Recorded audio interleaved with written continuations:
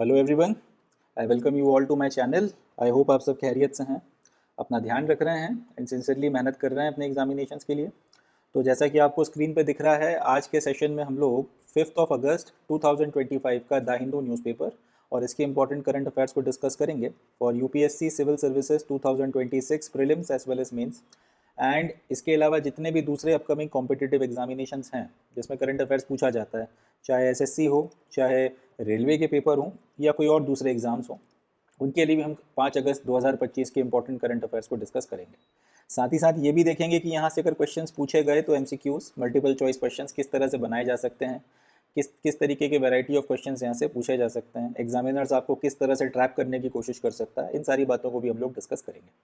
तो काफ़ी सारी चीज़ें हैं आज के सेशन में सीखने के लिए, काफ़ी कुछ है जानने के लिए। And now without any further ado here we begin, शुरू करते हैं। पहला समाचार देखते हैं। पहली न्यूज़ में हमको बात करनी है एशियन जायंट टॉर्टॉइस के बारे में। ये समाचार इन्वायरमेंटल इकोलॉजी एंड बायोडाइवर्सिटी के पॉइंट ऑफ व्यू से बहुत काम का है एंड हाई चांसेस हैं कि यूपीएससी में इसमें से क्वेश्चन पूछ लिया जाए। तो याद रखिएगा, इन्वायरमेंट का जो सिलेबस है, इन्वायरमेंट का जो सेक्शन है, उसमें एक एमसीक्यू यहाँ से बन सकता है। इस पॉइंट ऑफ व्यू से अपने को इस न्यूज़ को पढ़ना है, इसको डिस्कस करना है। देखते हैं। एशियन जाइंट टॉर्टॉइस के बारे में समाचार यह है कि इसको नागालैंड में रीइंट्रोड्यूस किया गया है at Jilang community reserve in Nagaland Peren. तो नागालैंड में कोई जगह है पेरेन, वहाँ पर एक जिलांग कम्युनिटी रिजर्व है, वहाँ पर इस एशियन जाइंट टॉर्टॉइस को फिर से रीइंट्रोड्यूस किया गया। रीइंट्रोड्यूस किया गया इसका मतलब ये कि नागालैंड के क्षेत्र में ये टॉर्टॉइस नेचुरली देखने को मिलता था, नेचुरली ये टॉर्टॉइस होता था वहाँ पे, फिर किसी वजह से वहाँ पे ये खत्म हो गया होगा या ऑलमोस्ट एक्सटिंक्ट हो गया होगा, तो अब फिर से इसको जो है वहाँ पे रीइंट्रोड्यूस करवाया जा रहा है, इसको फिर से वहाँ पर छोड़ा जा रहा है इसके नेचुरल हैबिटेट में। Event was organised by Nagaland forest department and India turtle conservation programme. तो इसको फिर से जो फॉरेस्ट में रीइंट्रोड्यूस कराने का जो प्रोग्राम है, ये इवेंट नागालैंड के फॉरेस्ट डिपार्टमेंट और इंडिया टर्टल कंजर्वेशन प्रोग्राम के नाम से एक प्रोग्राम चलता है जो टर्टल कंजर्वेशन के लिए काम करता है। इन दोनों ने मिलकर ये इवेंट जो है पूरा ऑर्गेनाइज करवाया था। अब जैसा कि मैंने आपको बताया कि इनको जो है यहाँ पे रीइंट्रोड्यूस कराया जा रहा है, मतलब ये नागालैंड में पहले से मौजूद थे पर किसी वजह से इनकी जनसंख्या में कमी आई होगी और अब जो है उस चीज़ को काउंटर करने के लिए फिर से जो है इनको वहाँ पे अपने नेचुरल हैबिटेट में छोड़ा जा रहा है। तो वही बात लिखी है कि ये टर्टल एक ज़माने में नागालैंड में काफ़ी बड़ी मात्रा में मिलते थे, मगर फिर कुछ परिस्थितियों के चलते, और वो परिस्थितियाँ क्या थी वो भी हम लोग डिस्कस करेंगे। लगभग एक डिकेड पहले दे वर ऑलमोस्ट वाइप्ड आउट, लगभग यहाँ से ये पूरी तरह विलुप्त ही हो गए। कुछ गिने चुने टॉर्टॉइस बचे, बाकी जो है बड़ी जनसंख्या इनकी जो है यहाँ से समाप्त हो गई। क्यों हो गई वो हम लोग आगे देखेंगे।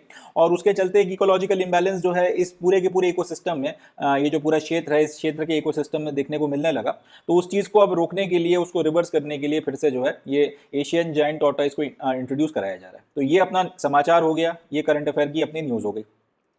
अब यहाँ से क्वेश्चन बनता है, और जितने भी हमारे डे 1 के एग्जामिनेशन हैं उसमें पूछा जा सकता है कि रिसेंटली एशियन जायंट टॉर्टॉइस जो है उसको किस स्टेट में रीइंट्रोड्यूस कराया गया है। तो हमको याद रखना है नागालैंड में इसको रीइंट्रोड्यूस कराया गया है, या जिलांग कम्युनिटी रिजर्व कहाँ पर है जहाँ पर इसको इंट्रोड्यूस कराया गया है, तो वो भी हमको याद रखना है। जिलांग कम्युनिटी रिजर्व नागालैंड में है, नागालैंड के पेरेन में है।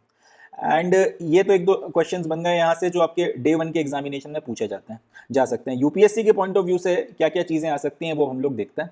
उसके पहले हम इसकी फोटोग्राफ देखते हैं कि दिखता कैसा है। एशियन जायंट टॉर्टॉइस देख लीजिए, इस तरीके का जो है इसका अपीयरेंस है, ऐसा ये नज़र आता है।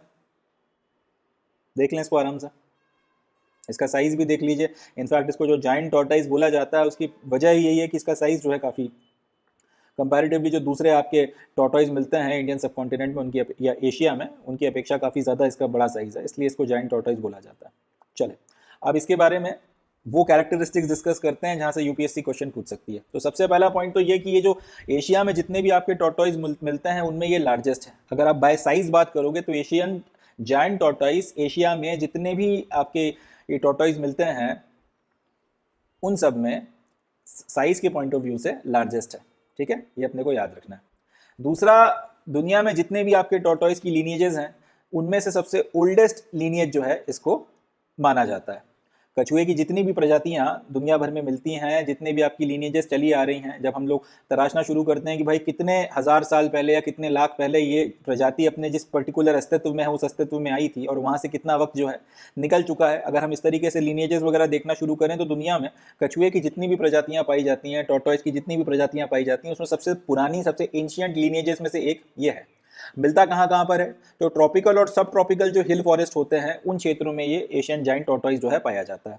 एंड प्रोमिनेंटली किन किन देशों में मिलता है, बांग्लादेश में, इंडिया में, इंडोनेशिया में, मलेशिया में, और इसी के आसपास के जो दूसरे आपके नेबरिंग क्षेत्र हैं वहाँ पर ये जाइंट टॉर्टॉइस जो है पाया जाता है, वहाँ पर ये काफ़ी बड़ी मात्रा में जो है मिलता है। अब वजह क्या है कि नागालैंड में जो 10 साल पहले ये काफ़ी बड़ी मात्रा में पाए जाते थे, अब एकदम से वो लगभग विलुप्त हो गए और उनको रीइंट्रोड्यूस कराने की ज़रूरत पड़ गई। तो उसकी वजह यह है कि इनकी बहुत बड़ी मात्रा में जो है हंटिंग की जा रही थी, एंड इनकी हंटिंग के कई सारे रीजंस थे। एक तो इनका जो कंजम्पशन किया जाता था, इनका फ्लैश खाया जाता था, तो उस कंजम्पशन के लिए जो है इनकी हंटिंग हो रही थी। दूसरा, बड़ी मात्रा में पेड़ों की कटाई होने के चलते इनका हैबिटेट जो है, जो इनका नेचुरल पूरा का पूरा इकोसिस्टम था जिसमें ये पनपते थे, वो सारा का सारा हैबिटेट जो है वो लॉस हो रहा था और उसके चलते भी ये विलुप्त हो रहे थे। तीसरा, जिन इलाकों में पाए जाते हैं वहाँ पे कंस्ट्रक्शन एक्टिविटीज़ हो रही हैं, स्लैश और बर्न की आपकी जो एक्टिविटीज़ हैं, झूम कल्टीवेशन वगैरह किया जा रहा है, उसकी भी चपेट में ये बड़ी मात्रा में आ रहे थे। और ऑब्वियस सी बात है, टॉर्टॉइस क्योंकि स्लो मूविंग आपका जीव होता है, तो जल्दी फिर वो यहाँ से निकल नहीं पा रहे हैं, कभी कहीं आग लग जाती है या कहीं कोई और एक्टिविटी होती है, कोई लैंडस्लाइड हो गया इस तरीके की, जिस तरह से हैबिटेट को नुकसान पहुंचाया गया है उसकी वजह से, तो इन सब का भी जो है शिकार इनको होना पड़ रहा था। एंड इन सारी बातों के चलते ये काफ़ी बड़ी मात्रा में जो है इनकी पॉपुलेशन में जो है कमी आई है, डिस्लाइन आया है। बट अब इन थ्रेट्स वगैरह को समझते हुए अल्टीमेटली अब इनके रिस्टोरेशन और कंजर्वेशन के लिए भी जो है आपके प्रोग्राम वगैरह चलाए जा रहे हैं। अब कंजर्वेशन स्टेटस की बात की जाए तो IUCN की रेड लिस्ट में इनको क्रिटिकली इंडेंजर्ड की कैटेगरी में रखा गया। क्रिटिकली इंडेंजर्ड का मतलब ये कि अगर इनके कंजर्वेशन पे काम नहीं किया गया तो ये प्रजाति विलुप्त हो सकती है, हाई चांसेस हैं कि ये विलुप्त हो जाए। तो अब जो है इनके कंजर्वेशन के लिए काम करवाया जा रहा है क्रिटिकली इंडेंजर्ड से कोशिश ये की जा रही है कि इनको फिर से जो है इस पर्टिकुलर कैटेगरी से बाहर निकाला जाए, इनकी जनसंख्या को बढ़ाया जाए, इनके कंजर्वेशन के लिए काम किया जाए, और जितना हो सके नुकसान जो प्रकृति का कर दिया है उसको जितना हद तक हम लोग रिवर्स करने की और अंडू करने की कोशिश कर सकते हैं करें। तो ये जो है एशियन जाइंट टॉर्टॉइस के बारे में अपना समाचार हो गया। अब यहाँ से क्वेश्चंस कौन कौन से बनेंगे, तो UPSC में अगर इसमें सवाल आया तो हाई चांसेस हैं कि वो आपको 3-4 स्टेटमेंट देंगे और इन 3-4 स्टेटमेंट्स में से फिर आपको बताना होगा कि सही स्टेटमेंट कौन सा है, गलत स्टेटमेंट कौन सा है। तो पहले तो उसको याद रखिएगा, क्रिटिकली इंडेंजर्ड है, यानी कि अगर हम लोग अपने वाइल्ड लाइफ प्रोटेक्शन एक्ट की बात करें तो उसके शेड्यूल 1 में इस जानवर को रखा गया होगा, है ना। कहाँ कहाँ पाया जाता है, ये बोल दिया जाए कि सिर्फ इंडिया के नॉर्थ ईस्ट में मिलता है, ये स्टेटमेंट सही है या गलत है, तो याद रखना ये गलत है। साउथ ईस्ट एशिया में पाया जाता है, बांग्लादेश, इंडिया, इंडोनेशिया, मलेशिया और इन्हीं के आसपास के इलाकों में जो है ठीक ठाक मात्रा में मिलता है।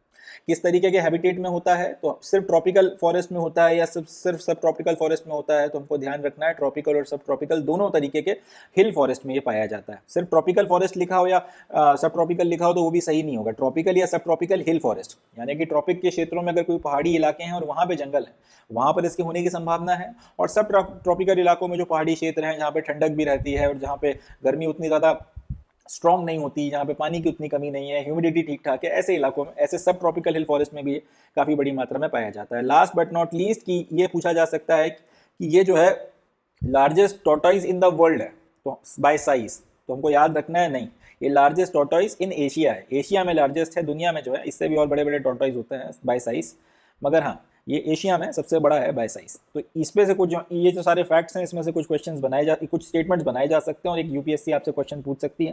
फैक्ट याद रखिएगा, हाई चांसेस हैं कि यहाँ से क्वेश्चन आएगा ज़रूर, और Day 1 के एग्जामिनेशन में भी यहाँ से एक आध फैक्ट वगैरह जो है पूछा जा सकता है।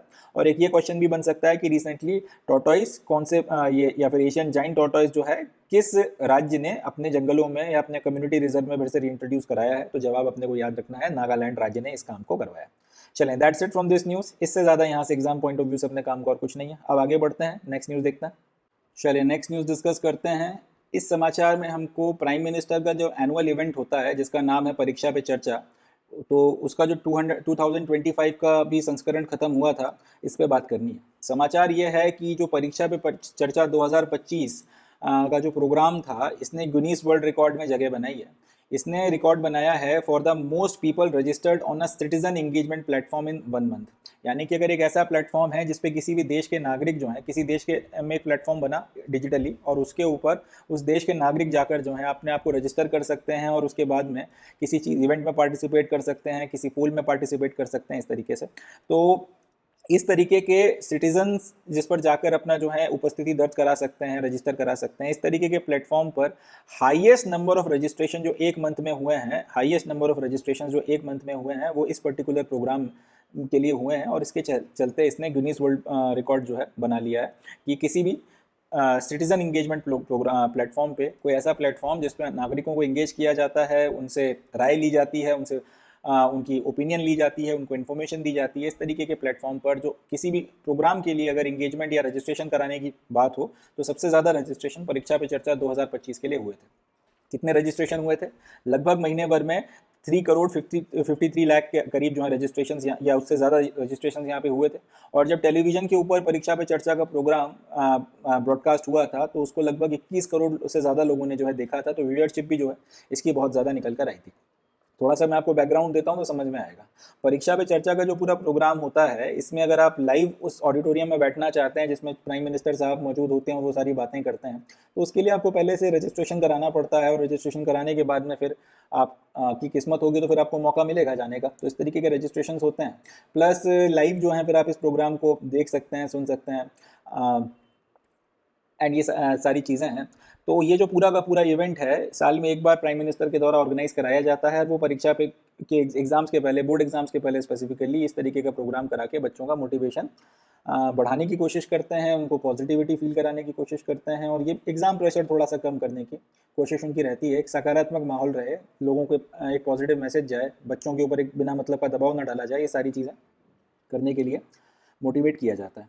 अब ये जो पूरा का पूरा इनिशिएटिव है, ये मिनिस्ट्री ऑफ एजुकेशन के द्वारा चलाया जाता है, and in collaboration with my government का जो ऐप है, उसके साथ में मिलकर 2018 से ये इवेंट ऑर्गेनाइज कराया जा रहा है। साल में एक बार होता है, प्राइम मिनिस्टर खुद इस इवेंट को लेते हैं, तो इसके चलते इसकी अपनी अच्छी खासी हाइप है, और इसका काफ़ी सकारात्मक असर भी जो है पड़ रहा है बच्चों के ऊपर भी, उनके पेरेंट्स के ऊपर भी। तो एक अच्छा प्रोग्राम है, एक अच्छा इनिशिएटिव है, और वर्ल्ड रिकॉर्ड इसने बनाया है।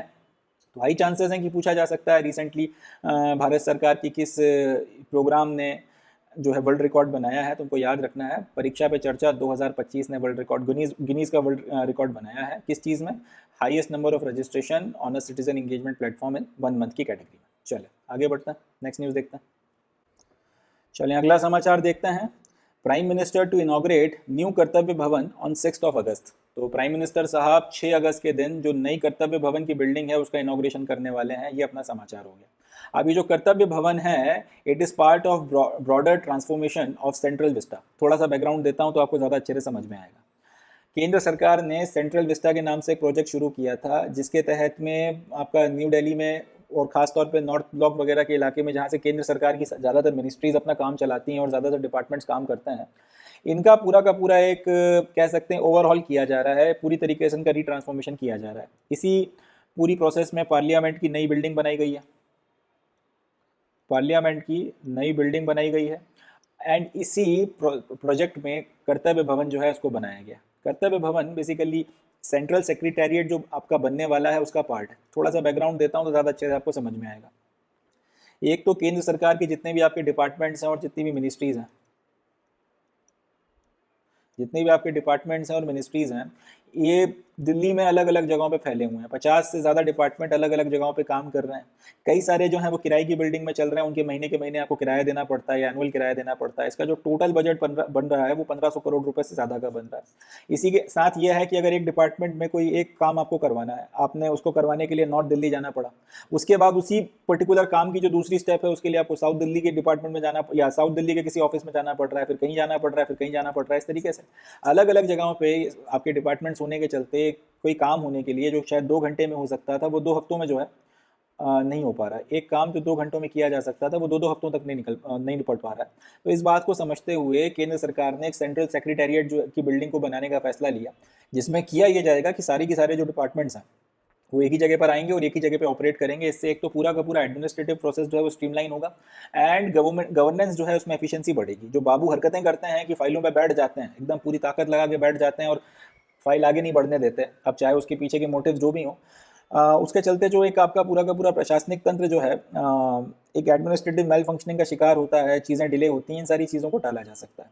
क्योंकि अब इसके बनने के बाद में होगा ये कि जो अलग अलग आपकी मिनिस्ट्रीज़ हैं वो सब एक साथ जो है आसपास की बिल्डिंग्स में काम करेंगी, या फिर एक ही बिल्डिंग में बैठकर ज़्यादातर जो मिनिस्ट्रीज जिनके काम एक दूसरे से लगे हुए हैं, या एक से दूसरी मिनिस्ट्री में फिर आपको जाना ही जाना है, इस तरीके के जो इंटर रिलेटेड मिनिस्ट्रीज़ हैं वो सबके सब साथ में बैठेंगे और साथ में काम करेंगे। उनके डिपार्टमेंट जो है साथ में काम करेंगे, जो दिल्ली में पूरी दिल्ली भर में स्कैटर्ड है। तो यहाँ से आपका जो टाइम लगता है किसी भी काम को कराने में, तो वो कम हो जाएगा, और एफिशिएंसी के साथ में जो है आप उस काम को करा सकते हैं। प्लस साथ ही साथ अगर एक बाबू आपके साथ में खेल खेल रहा है कि ये लेकर आओ, वो लेकर आओ, फलाना लेकर आओ, ठिकाना लेकर आओ, तो आप उसकी जो है हायर अथॉरिटी के पास में कंप्लेंट कर सकते हैं, या फिर पूछ सकते हैं कि भाई इतने जो नियम कायदे बता रहे हैं ये सच में ही बता रहे हैं या कुछ और बताना चाह रहे हैं जो मैं समझ नहीं पा रहा हूँ। और अल्टीमेटली बाबू को फिर फिक्स किया जा सकता है, वो अपनी हरकतें भी शायद उस तरीके की छोड़ दें एंड एफिशिएंटली अच्छा काम होने लगे। ये सारी चीज़ें जो हैं ये सब सोच कर ये पूरा का पूरा प्रोजेक्ट बनाया गया है। तो इसके चलते अच्छा कोऑर्डिनेशन आएगा, अच्छी एफिशिएंसी और इनोवेशन होगा, कोलैबोरेशन होगा, और सरकार में भी जो ब्यूरोक्रेसी है, लोअर ब्यूरोक्रेसी खासतौर पे जो कामों को होने नहीं देती है, अड़ंगे डालती है, एफिशिएंसी की ऐसी की तैसी करके रख देती है, इस सबको रोका जा सकेगा और हम लोग ज़्यादा बेहतर तरह से जो है सरकार से आउटपुट की उम्मीद इसके बाद में कर सकते हैं। तो ये सारे ऑब्जेक्टिव के साथ में ये सेंट्रल विस्टा प्रोजेक्ट और इसके तहत में ये कर्तव्य भवन बनाया जा रहा है, अपने को याद रखना है। क्वेश्चन क्या बनते हैं यहाँ से, कर्तव्य भवन किसका पार्ट है? सेंट्रल विस्टा प्रोजेक्ट का पार्ट है। इसके तहत में किया क्या जा रहा है, सेंट्रल सेक्रेटेरिएट जो है उसकी सारी बिल्डिंग्स एक साथ बनाई जा रही हैं, तो कर्तव्य भवन उन्हीं बिल्डिंग्स का में से पहली बिल्डिंग है, उसका पार्ट है। इसी तरीके की और भी बिल्डिंग्स यहाँ पे बननी है और सब मिलकर आपस में इंटरकनेक्टेडली काम करेंगी। फिर दिल्ली भर के जो आपके अलग अलग डिपार्टमेंट्स हैं उनको यहाँ पर लाकर बसाया जाएगा और एफिशिएंसी के साथ में एक्सपेक्टेड रहेगा कि केंद्र सरकार अपना काम कर सके। तो ये सारे ऑब्जेक्टिव्स हैं, इनको ध्यान में रखकर जो है पूरा का पूरा ये प्रोग्राम बनाया गया। चलें आगे बढ़ते हैं। So with this we come to end of today's session. आज के सेशन में बस इतना ही। अब मैं मिलता हूँ आपसे नेक्स्ट सेशन में जिसमें हम लोग 6 अगस्त 2025 का द हिंदू और उसके इंपॉर्टेंट करंट अफेयर्स को डिस्कस करेंगे। तब तक के लिए अपना बहुत ध्यान रखें, खुश रहें और मेहनत करते रहें। Thank you. जय हिंद।